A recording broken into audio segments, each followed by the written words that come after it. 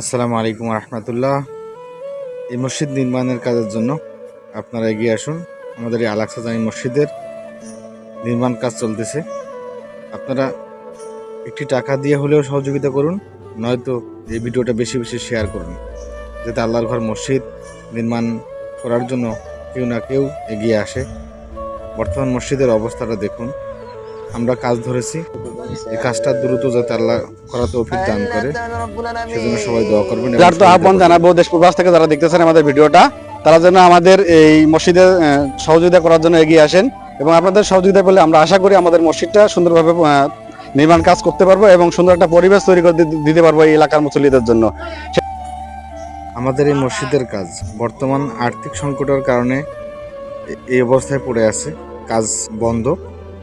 আপনারা সহযোগিতার হাত বাড়ালে আমরা আশা করতেছি আল্লাহর ঘর মসজিদ থেমে থাকবে না। খুব দ্রুতই আল্লাহ